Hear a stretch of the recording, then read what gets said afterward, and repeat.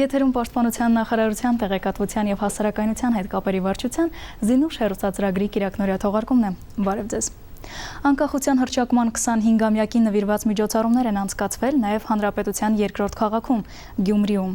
Շիրակի կայազորի զորամասերում զինվորականին վայել ողջույնի եւ շնորհավորանքի խոսքեր, այցելություն ազատամարտիկների Պանթեոն եւ վերջում օրն ամփոփվել է Գյումրիի դրամատիկականում պարգևների հանձնման հանդիսավոր արարողությամբ։ Շիրակի կայազորի բոլոր զորամասերում օրը տոնական էր։ Հանդիսավոր կերպով զինվորական նվագախմբի մասնակցությամբ, խրոխտ քայլերգերի ուղեկցությամբ եւ իհարկե հրամանատարական կազմի շնորհավորական խոսքերով են զինվորականները սկսել առօրյան։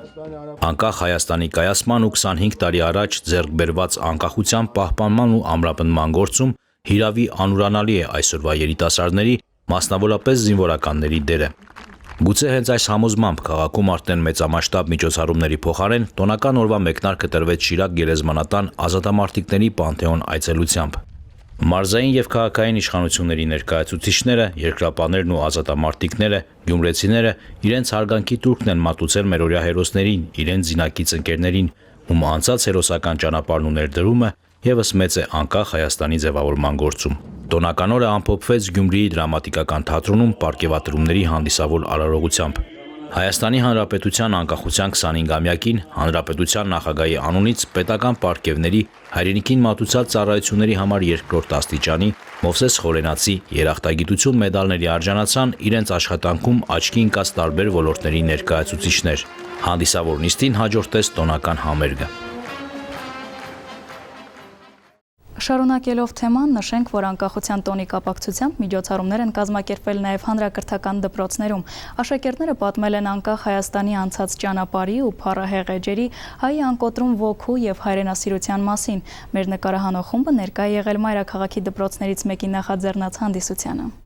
Հայաստանի օրհներգով, եռագույնով, հայրենասիրական երգով ու պարով հիշելով մեր հերոսներին ու այսօր մարտական հերթապահություն իրականացնող զինծառայողներին հանրապետության դպրոցները անկախության տոնի առթիվ կազմակերպել էին տոնական միջոցառումներ։ Անկախության շունչը անկախ Հայաստանում ծնունդ առած պատանիների շուրթերից, ինչպես ծնվեց Հայաստանի երրորդ հանրապետությունը, ինչ նշանակություն ունեցավ Հայաստանի համար եւ ինչ ձեռքբերումներ ունեցավ այս 25 տարիների ընթացքում, պատմեցին մայրաքաղաքի համար 160 հիմնական դպրոցի սաները։ Միջոցառման ընթացքում սաներն անդրադարձ կատարեցին նաև Արցախյան գոյամարտին ու հայ մարտիկների նվիրական առաքելությանը, ապրիլյան քարոզիա պատերազմին ու հաղթանակներին, հայ զինվորի մարտական ոգուն եւ պատրաստվածությանը, վստահեցնելով, որ իրենք ամեն ինչ կանեն, որպեսզի պատվով պահպանեն ավակների ժառանգած հայրենիքը։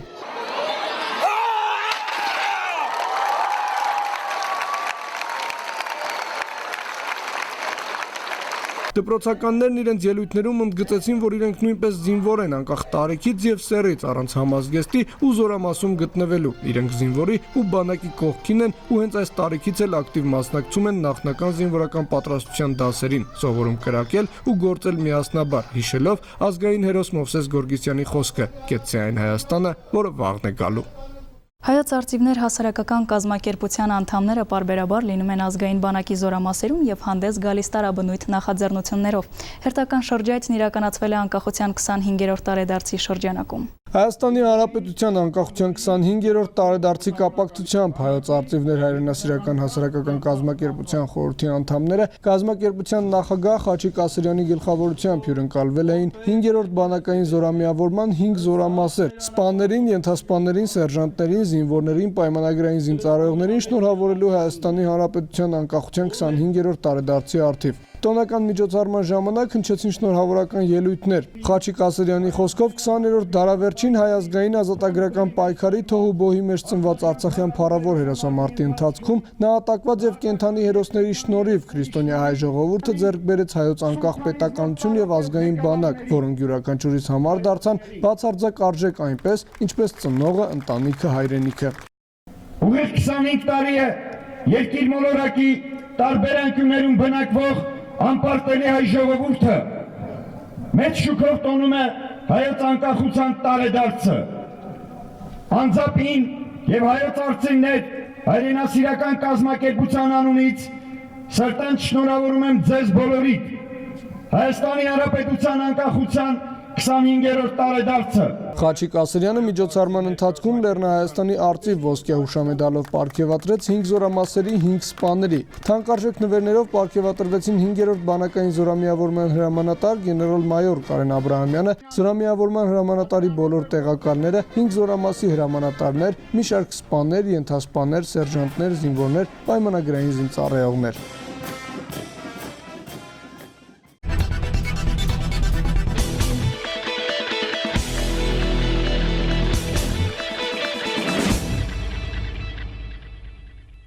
Բարև ձեզ Զինուժի հեռուստատաղավարում այս անգամ զրույցի թեման անկախությունն է, իսկ իմ զրուցակիցն է Կարին ավանդական երգի բարի խմբի գեղարվեստական ղեկավար Գագիկ Գինոսյանը։ Բարև ձեզ։ Պարոն Գինոսյան, ինչպես նշեցիք, անկախության տոնը, հետևում եք արդյոք զորահանդեսին։ Անկեղծ ասած, մենք մեր միակ ազատորն էր եւ որոշեցինք տոնական օրը անցկացնել Արագածի փեշերին, քանի որ նկարահանվում է ֆիլմ հայկական ավանդական Քոչարի պարի մասին եւ վերջին կադրերը, վերջին դրվագները նկարահանում ենք Կոշ գյուղից վերև գտնվող Սուրբ Ստեփանոս եկեղեցու այդ ժայռերեն հատվածի մոտ, իսկ Կարինի մյուս հատվածը գտնվում էր Արագածի գագաթին, դերևս ավելի ճիշտ էր բարձունքի վրա գտնվել, որպեսզի ոգեղեն առումով պատրաստվել ապագայի եւ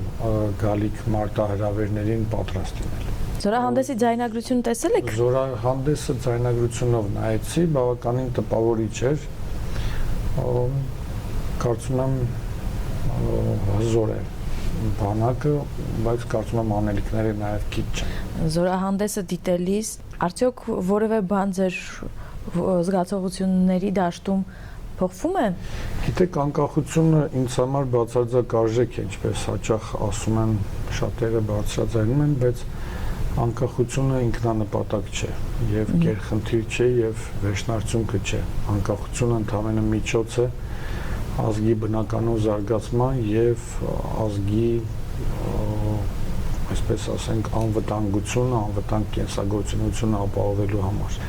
Իհարկե, տեխնիկական, սպառազինության եւ այլ տեսանկյունից մենք բավականին հզորացել ենք, բայց պիտի ասենք, որ ամենակարևորը դա գաղափարական եւ ոգեղեն Այսինքն անկախության սերնդի գաղափարական եւ ոգեղեն դաստիարակությունը ձեզ չի գոհացնում այսօրվա։ Անկեղծ ասած, ես ավելի վատ կարծիքի էի,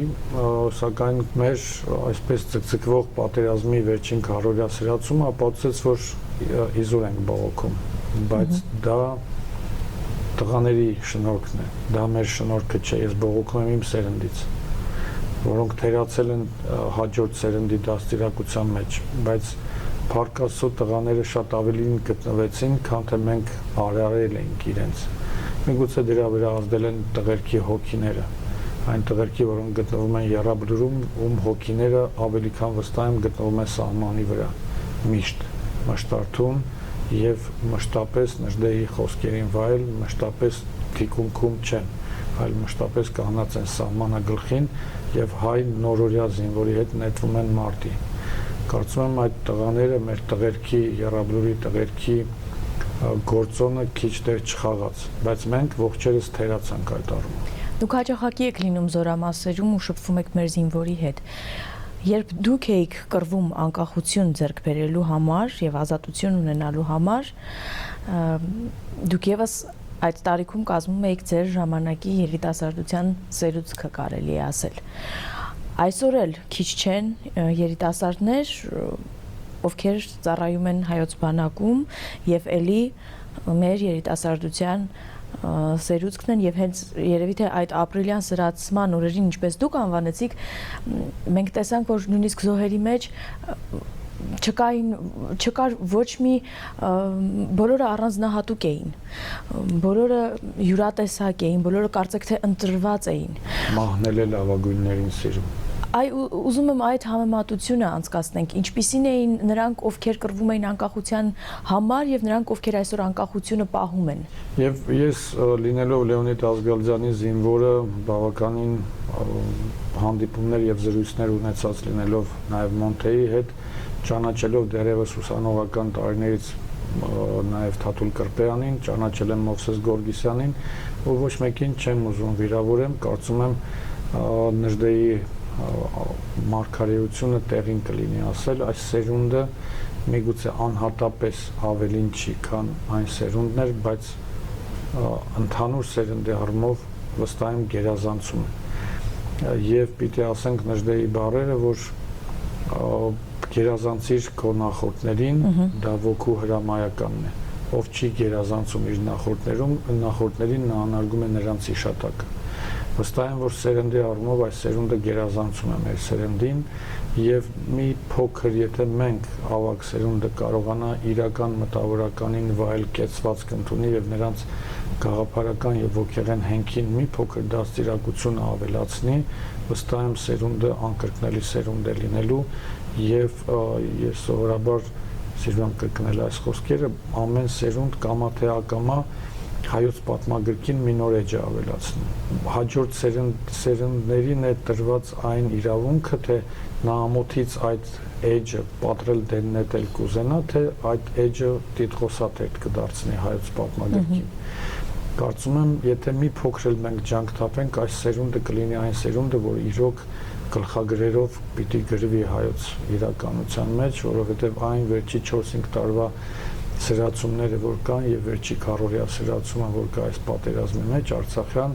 ապացուցեցին, որ մենք սերնդից բողոքելու ոչ մի պատճառ եւ ոչ մի առիթ չունենք, եւ եթե բողոքելու առիթ կա ինքներս մեզանից, մեր սերնդից միգուցե մի փոքր ավելի ավագ սերնդից եւ ավելի կազմակերպչական բողոք պետք է լինի, քան թե նրանց պատրաստականությամբ, նրանց նվիրվածության ու անձնազոհության հետ կապված։ Անկախության տարիների մեր ամենամեծ ձեռքբերումը ո՞րն եք համարում։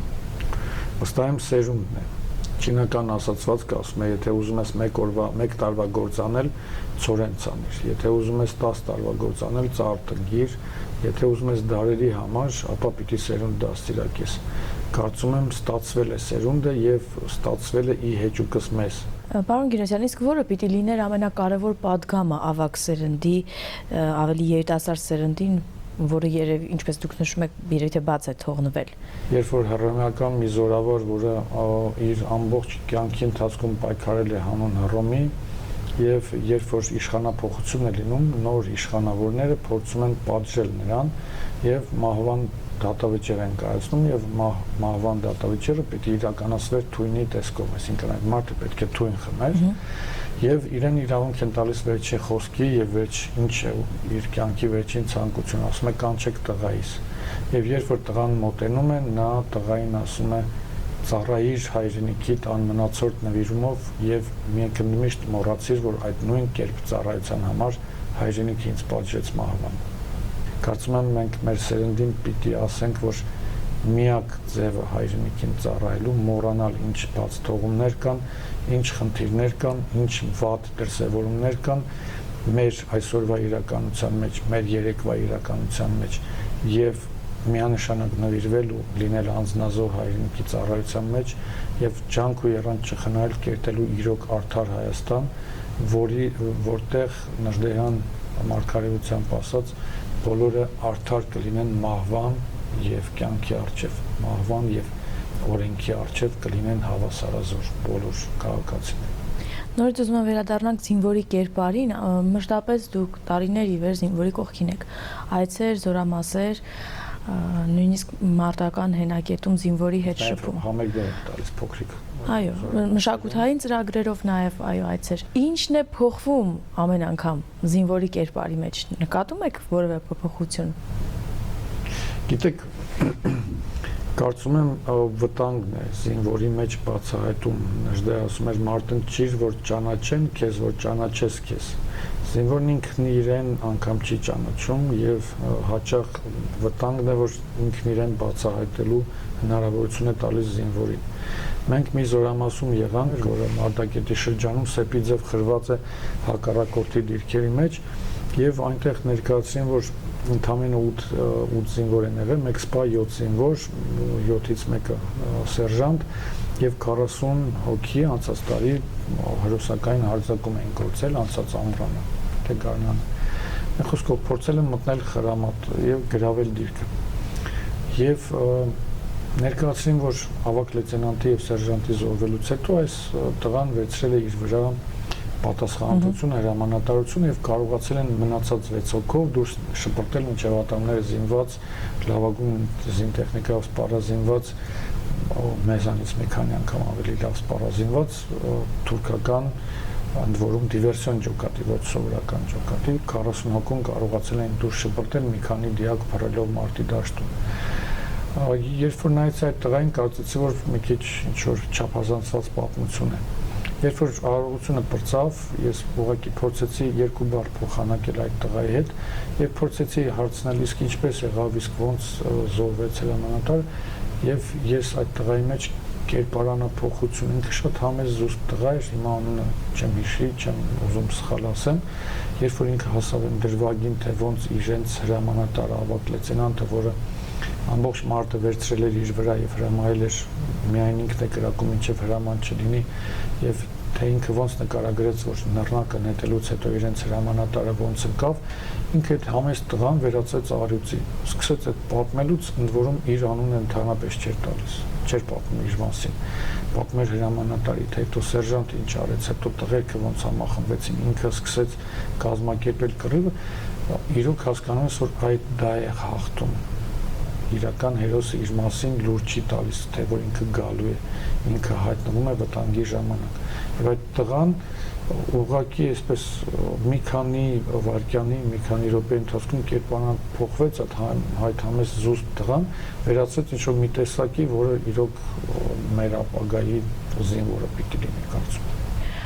Շնորհակալություն մեզ հյուրընկալվելու համար։ Հիշեցնեմ, որ մենք զրուցում էինք անկախության թեմայի շուրջ, իսկ իմ զրուցակիցն էր Կարին Ավանդական երգի բարի խմբի գեղարվեստական ղեկավար Գագիկ Կինոսյանը։ Առայժմ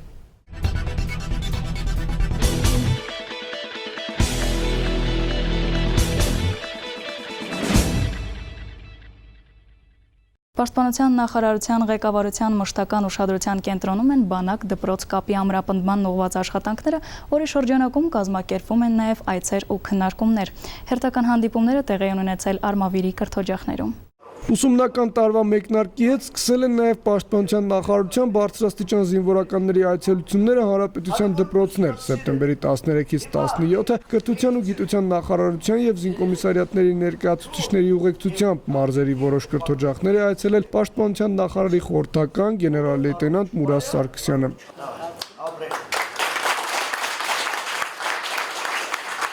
Այցերի նպատակը տեղական իշխանությունների եւ զինկոմիսարիատների հետ համագործակցության ամրապնդումն է։ Դպրոցներում նախնական զինվորական պատրաստություն առարկայի, հրաձգային, ռազմահայրենասիրական դաստիարակության, ինչպես նաեւ մարզահրապարակների կահավորվածության ուսումնասիրումը։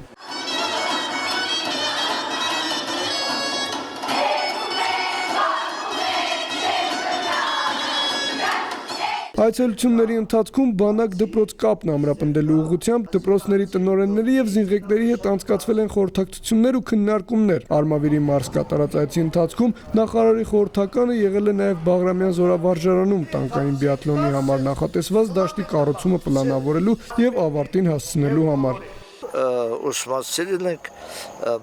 նյութատեխնիկական բազա, նախնական զինվորական պատրաստության, ռազմահայրենասիրական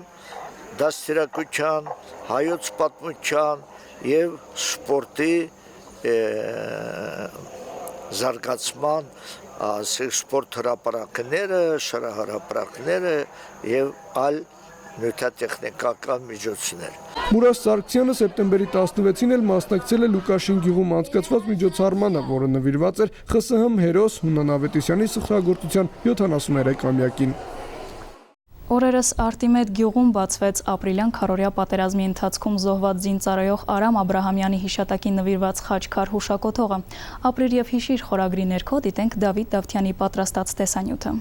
Գյուղի ավակն ու կրտսերը, հողագործն ու ուսուցիչը նրան հիշում են ամեն օր ու հպարտանում։ Արամը հերոս էր, որ իր ծնողների, գյուղի ու ազգի անունը բարձր պահեց, հակառակորդին հետ շպրտելով ապրիլյան ամենաթեժ օրերին։ Ու հենց նրա պատվին Արմավիրի մարզի Արտիմեդ գյուղում միախառնվել էին հպարտությունն ու ցավը։ Օրհնյալ Տեր մեր Հիսուս Քրիստոս ամեն հայր մեր, որ երկինս ես, Սուրբ Երեցի անուն կո։ Արտիմետում մոծվել է ապրիլյան քարորյա պատերազմում նահատակված 19-ամյա Արամ Աբրահամյանի հիշատակի խաչքարը։ Արամն ընդամենը 19 տարեկան էր։ Քարորյա պատերազմից ընդամենը 1 տարի առաջ էր զորակոչվել բանակ, անձնվիրաբար մարտնչել հակառակորդի դեմ եւ հերոսաբար ընկել խրամատում։ Արտիմետը Արցախյան ազատամարտում եւ ապրիլյան պատերազմի օրերին բազմաթիվ մարտիկներ է տվել, որոնց սխրանքների մասին գիտի յուրաքանչյուր արտիմետցի։ Տարբերվում էր իր դասարանի բոլոր տղաներից, 6 տարի դասավանդել է, 6 տարվա մեջ դպրոց է հաճախել, պարտքի եւ պատասխանատվության բարձր զգացումով, ունեցել է բարձր առաջադիմություն, ազնիվ ու բարի, համեստ ու խոհեմ,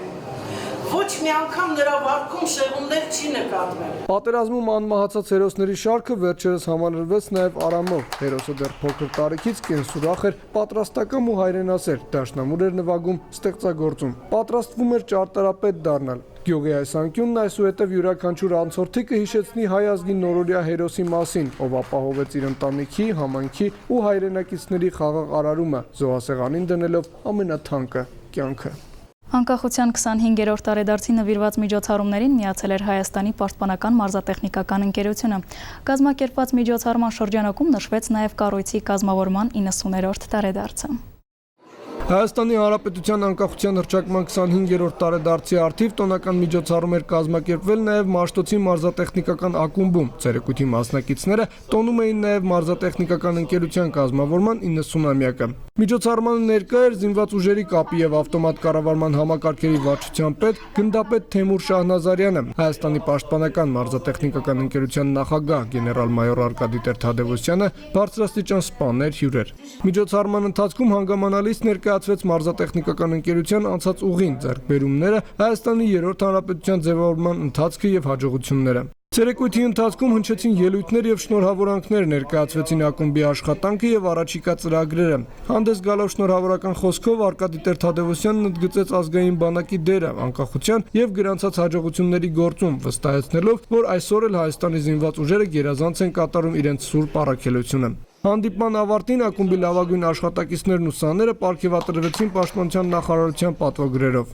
Անկախության 25-րդ տարեդարձի նվիրված հանդիսավոր միջոցառումների շարքում սեպտեմբերի 20-ին ամփոփվեցին Հայաստանի գրողների միության եւ Հայաստանի Հանրապետության պաշտպանության նախարարության համատեղ մրցանակաբաշխության արդյունքները։ Մանրամասները ներկայացվող տեսանյութում։ Ողջունելով մրցանակաբաշխության մասնակիցներին Հայաստանի Հանրապետության գրողների միության նախագահ Էդվարդ Միլիտոնյանը նշեց, որ երկրորդ տարին անընդմեջ անցկացվող միջոցառումը մի մասն է այն բազմաբովանդակ ծրագրերի, որոնք իրենց միությունը իրականացնում է Հայաստանի պաշտպանության նախարարության հետ համատեղ։ Ողջույնի խոսքով հանդես եկավ նաև պաշտպանության նախարարության տեղեկատվության եւ հասարակայնության հետ կապերի վարչության պետ Վարդան Ավետիսյանը, ով նկատեց, որ մրցանակաբաշխությանը մասնակից գրողներից շատերը ժամանակին անմիջականորեն ներգրավված են եղել բանակաշինության գործում ու իրենց անջնջելի եւ ուրույն դերն ունեն ինչպես գրական աշխարհում, այնպես էլ մեր հայրենիքի պաշտպանունակության ամրապնդման գործում։ Շնորհավորելով ներկաներին Հայաստանի Հանրապետության անկախության 25-րդ տարեդարձի կապակցությամբ պարոն Ավետիսյանը ընթերցեց պաշտպանության նախարարի պաշտոնակատար Սեյրան Օհանյանի մրցանակաբաշխության մասնակիցներին ուղղված շնորհավորական ուղերձը։